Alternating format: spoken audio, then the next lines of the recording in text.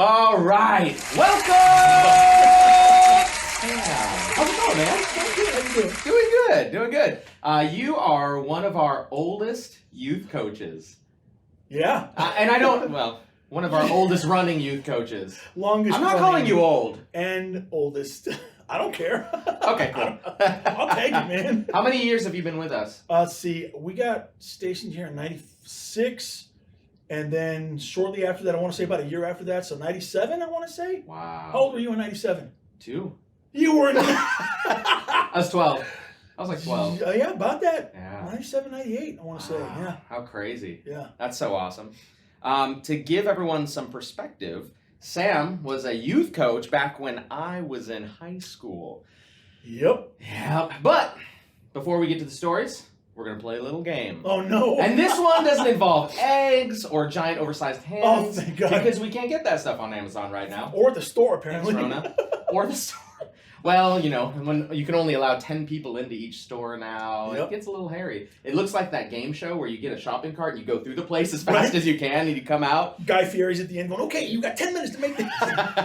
Exactly. The game we're going to play is an old classic. Okay. Would you rather? All right, cool. All right. So I'm going to ask you a series of questions and you have to tell me which you would rather. Before we continue, I have to ask you this. Is this going to be like one of those Facebook ones where it's going to tell me what type of a movie character I would be? Yeah. Who my romantic That's partner exactly would it. be? Yeah. It's exactly that. It's All Eva, right. by the way. It's Eva. No, how'd you know? Oh, sorry. Did you see my notes? All right. Would you rather be stuck in Jurassic Park or be part of the Hunger Games? Ooh. Be part of the Hunger Games. That was really quick. Really? Yes. Why? Because I'd have a better fighting chance against other people than I Against would humans? than against the T-Rex. Oh, gosh. That's basically Or what we're living Velociraptor. in right now, right? Right. I mean, it's kind of like that. May That's the odds awesome. be ever in your favor. Yeah, I could see you taming velociraptors. Oh, no. Come on, Blue! No? I am no Chris Pratt. Would you rather sing better than Beyonce or run faster than Usain Bolt? Wait, I don't already sing better than Beyonce? If you didn't already sing better than Beyonce, What was the other one? Run faster than a bullet? then Usain Bolt. Then Basically, yes. Usain Bolt. Okay, Yeah. okay. I would rather sing better than Beyonce. Yeah? I can Why? already run fast. That makes sense. That checks out. Would you rather have a clone of yourself Ooh. or have a pet dog who can talk? Judging by your initial reaction, having a clone of yourself. I would rather have a pet dog that can Yeah. talk. Totally. Man. What terrifies you about having a clone of yourself? I know me too well. That's fair. That's awesome. Would you rather do a Robert De Niro impression for life or a Seinfeld impression for life? But I get to choose the Seinfeld impression. Oh, heck no. Robert De Niro. I just did one. You didn't see that? Oh, yeah. I didn't know you did impressions. No. I do bad impressions. Would you rather see into the future or read other people's minds? Ooh. See into the future. And let's say no choice. Ooh. Right? You would either always be seeing into the future through some very efficient means. Like no Off switch. Man, that could be a really bad horror movie right there. It could. Wow. What was the other one? See into the future or read people's minds? Yep. That was an episode of The Twilight Zone. Literally that situation? Yeah. Okay. Again, are we allowed to talk about things like this? Yeah. It's just an episode of The About the Twilight Zone. Twilight Yeah. Yeah.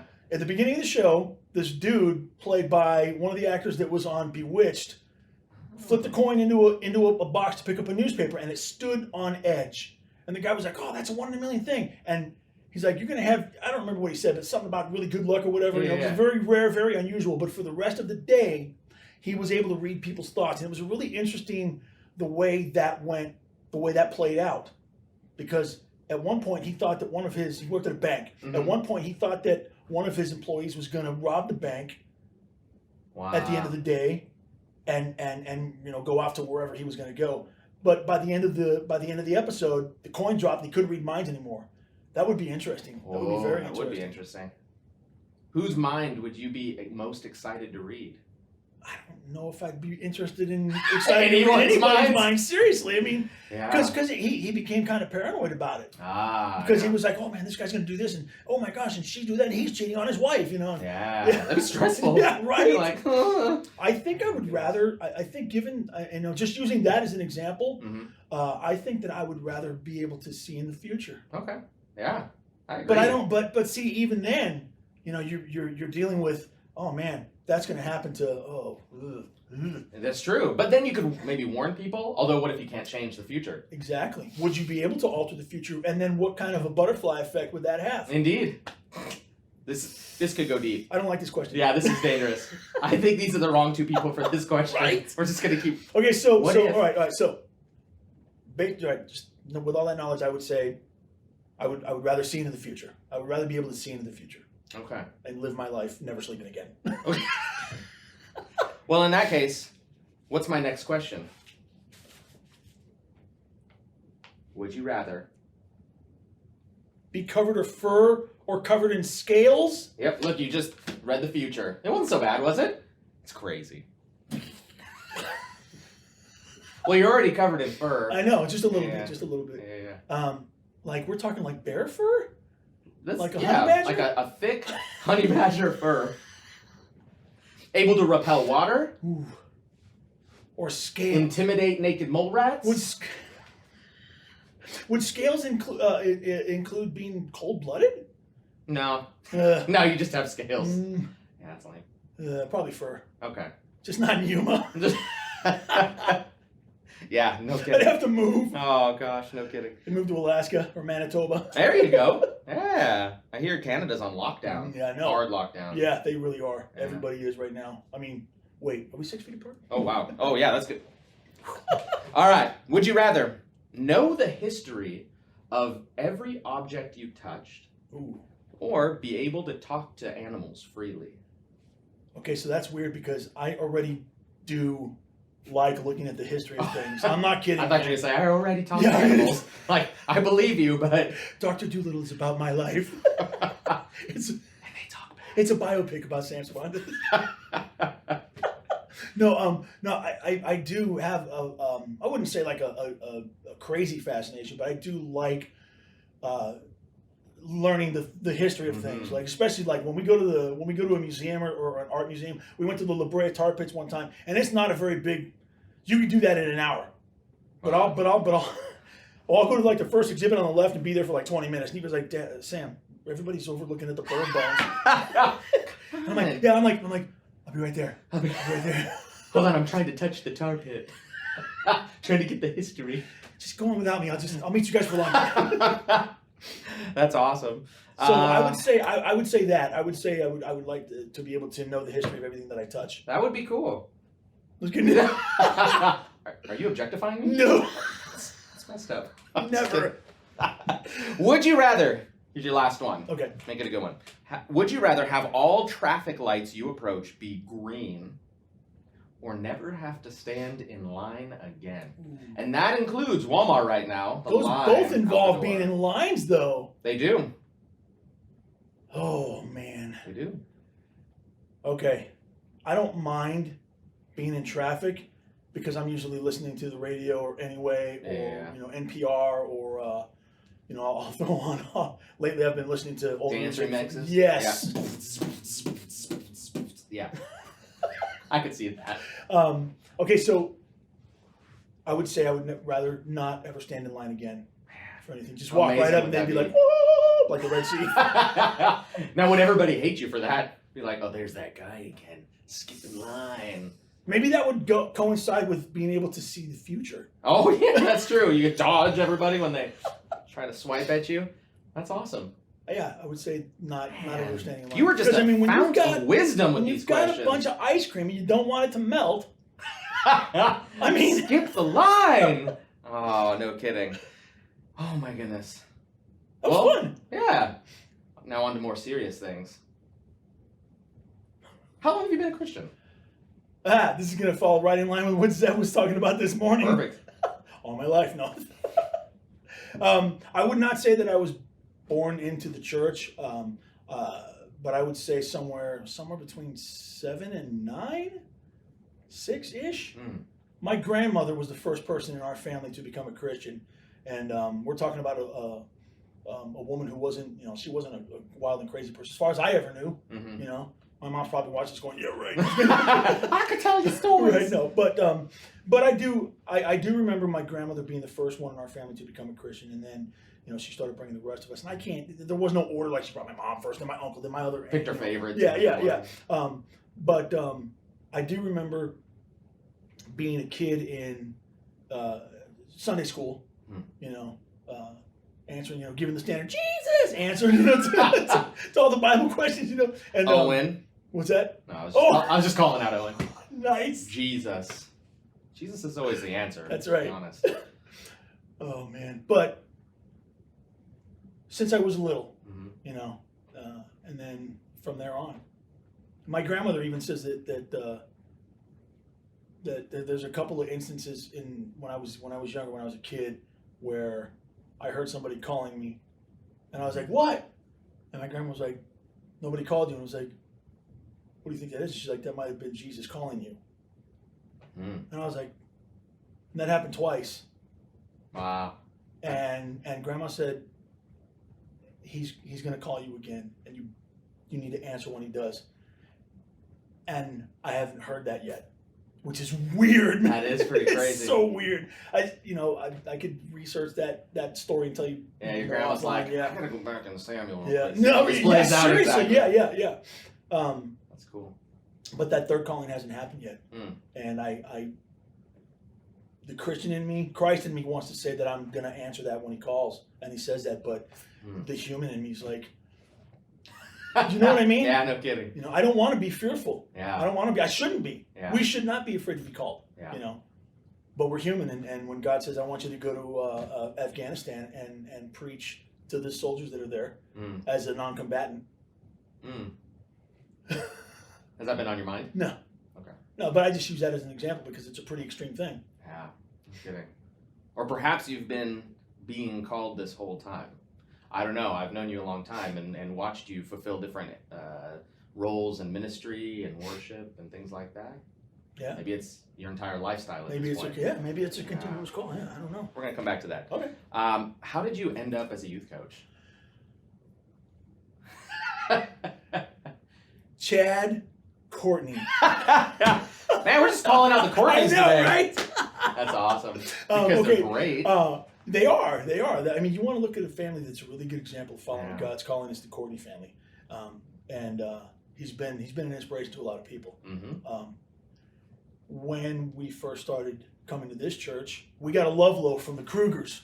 A love loaf. Do you remember love loaves? Yeah. I don't even know if we still do them. Do we still do love loaves? We do. I mean, we're probably on hiatus right now. Well, yeah, not right now. But we got a love loaf from First Christian with an invitation to come on a Sunday, and my wife started going back. I had stopped going to church for a while, so she said, "Hey, we should start going to church again."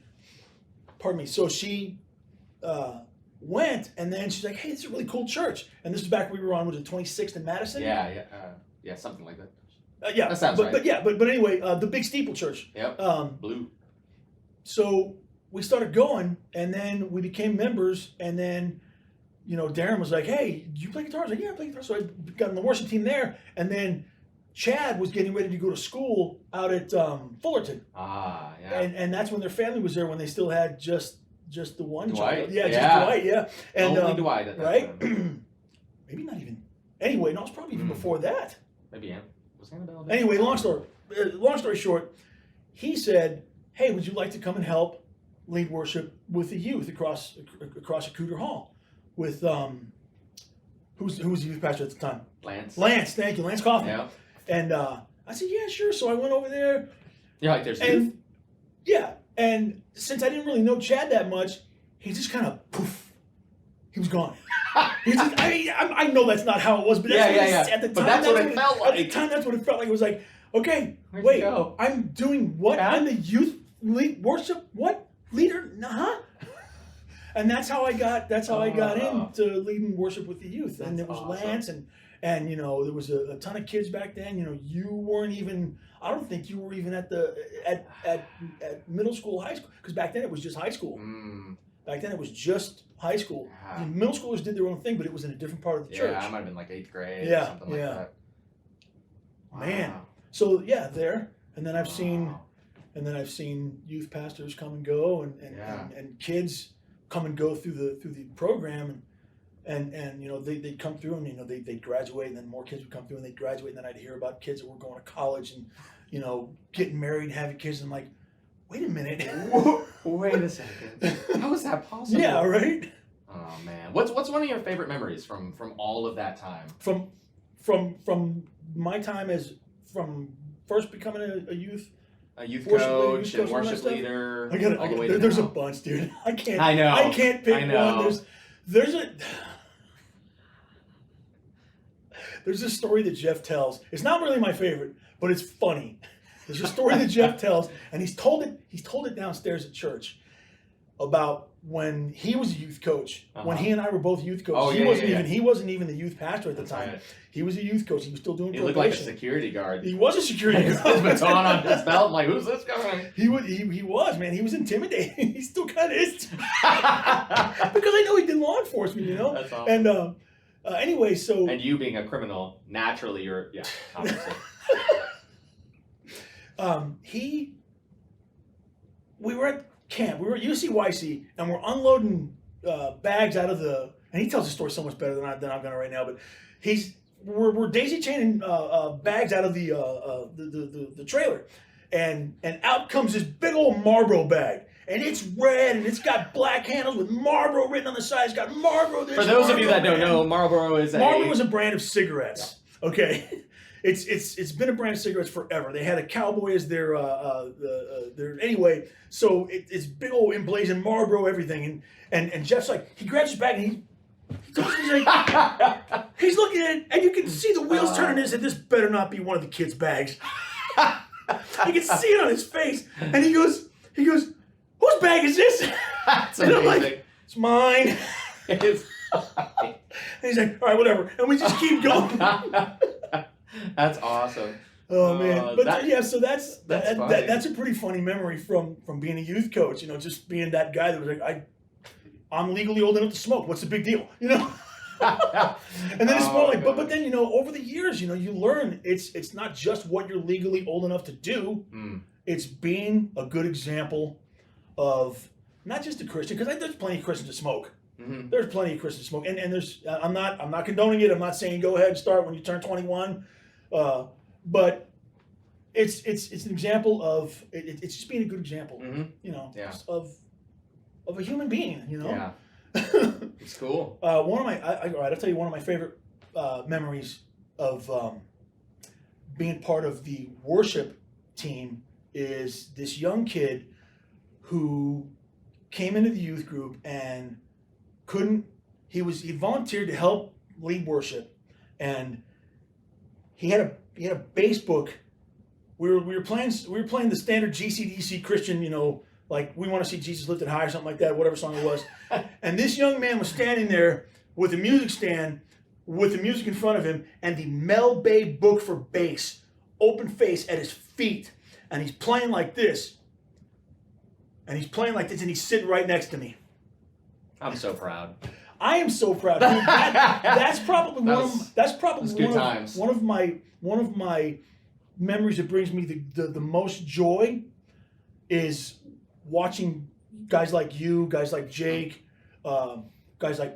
ladies like Crystal, Justine, you know, grow up, go and become adults, and keep that faith, you know, so strong in your life that even now as an adult, you know, Mary and Sarah, who also came up in the youth group with you, you know, seeing you guys do your thing, you know, you answer that call. I remember when you said that that's what you wanted to do. Yeah. You know, I wasn't there for it because I very rarely went, and I still don't go to the high school camps out in California. Yeah. But I remember when they said that you had made the decision that you were going to go into ministry, and seeing that happen, dude, it warms my heart like you have no idea. It is so cool seeing being a part of the youth group long enough to have seen you guys grow up and start your own families and continue on raising your families in the way that God wants you to do. You know, that's really cool for me. We're going to take a cry break. I know, right? I'm getting verklempt. And we're back.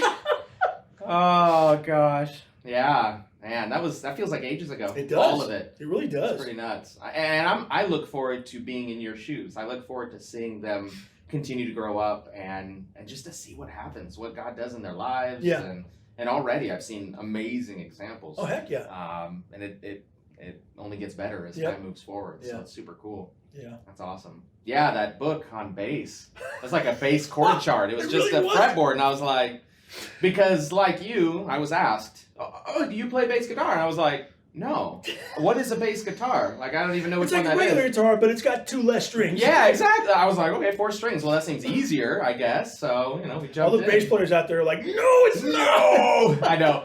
Oh, man, it was so cringy at times because some days, if we didn't have a bass, Yep. we would use a guitar and just play individual notes, thinking that was, playing bass.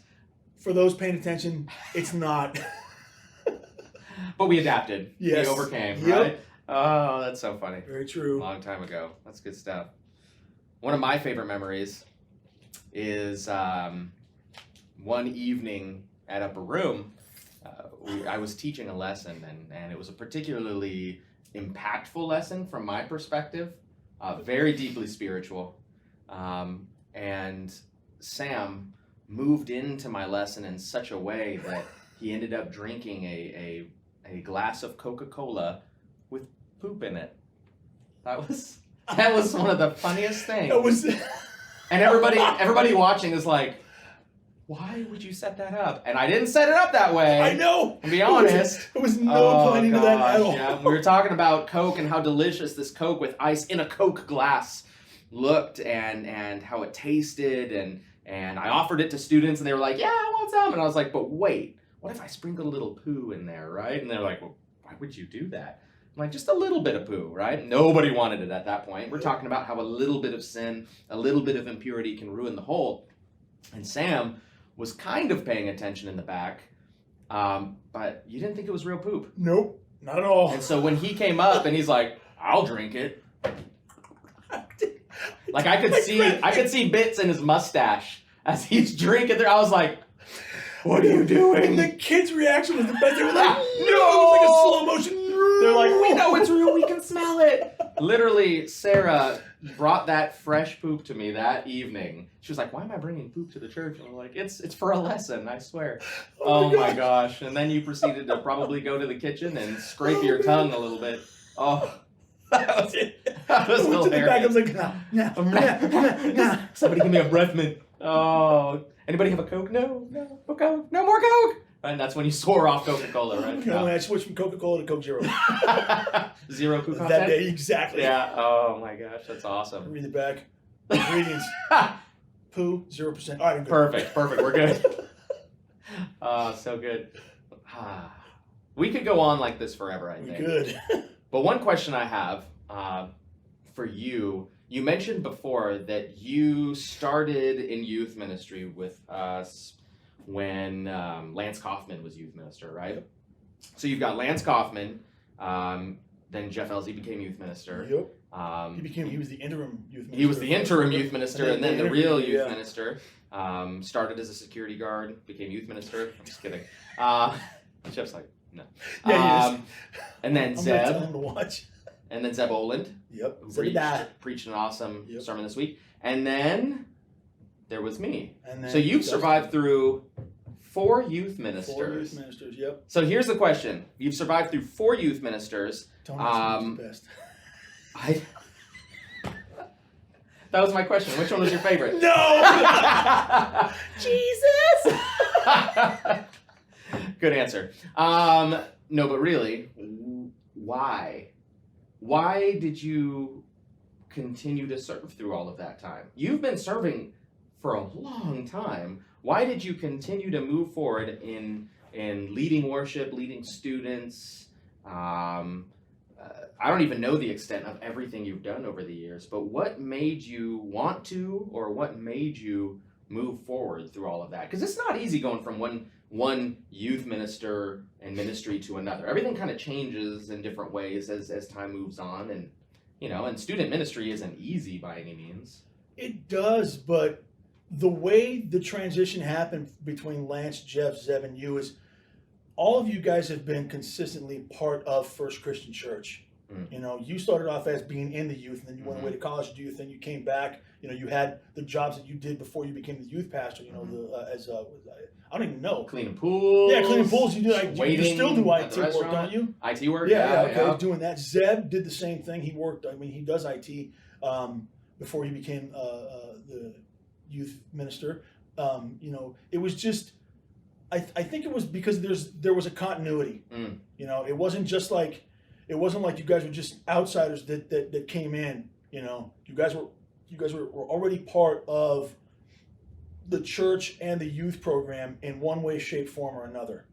And so it was easy because it wasn't trying to reinvent the wheel as bad, I guess you would say, because there has been a definite reinvention of the youth group. Yeah. You have to constantly evolve. You have to be able to evolve to meet the times, to meet what the world is going through, what kids go through these days. Because you had a different childhood than I did. Yeah. I had a different childhood than Jeff did. Yeah. Not even just generationally, but demographically. Geographically. Yeah. I grew up in Southern California. Jeff grew up raising horses. Yeah. I didn't have any of the experiences Jeff Elsie had as raising horses. I didn't have any of the experiences you did growing up in watching Teenage Mutant Ninja Turtles. Exactly. But seeing that transition and still being the same part of the same church made it less artificial. Yes. More organic, maybe. Yes, more organic. So that seemed that made it easier then. Yes. Made it make It more helped. sense. So apparently we exceeded 30 minutes on our recording and it stopped. So we're going to resume where we left off. Okay. So what is it that made you, Sam Cervantes, continue to serve though? The transition process made it easier, like you're saying. It felt more organic, which is awesome and great. Why did you continue? I know that. Okay, over the years, I've been reminded repeatedly of the parable of the talents and how we should multiply our talents, and that's, without trying to make it too simplistic or just use that as a default a cop out answer. That's it. That is a big part of it because part of multiplying my own talents, not that I've become some great guitar player or anything or some great worship leader, because I don't think I am, but He is. helping mold the next generation of worship leaders. That to me is multiplying my talents. Helping the next generation of youth want to lead worship, want to help sing, and hopefully teach them to not only have the heart for God to do it, but to have the confidence in their abilities. Because it's tough getting out there leading worship, even as an adult. I can only imagine how difficult it must be for a young girl who just got into the 8th grade, who's dealing with whatever else 8th grade girls deal with these days, and say, I want to help sing, and stand out there in front of her peers or his peers, or get behind that drum set and play off beat, because it happens. Yeah. And it's just that's what it is. That's what it is. It's cool. helping. It's helping and watching the next generation grow and become, like I said, ultimately the end result is being able to watch you now as the youth minister and doing an awesome job at it. Well, thank you. You're very sweet. So we're gonna take another cry break. Just kidding. So if you could only tell students one thing, one piece of wisdom, what would it be?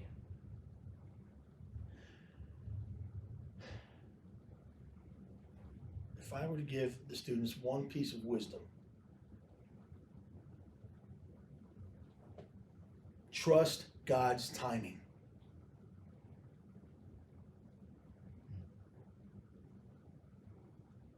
it's not ours. You know, I've even as an adult, I've had to remind myself of that God's timing is not our timing. And can I give multiple pieces We'll call of it an advice? elaboration. Okay. Trust God's timing, and the answer is not always yes. That's a good one. That is a good one, because sometimes the answer is no. Yeah. Sometimes the answer is a definite no, and sometimes the answer really ticks us off. Yeah. But you have to trust that. Yeah. You have to trust that. You have to trust God's time, and that the answer is not always yes. Yeah. Good.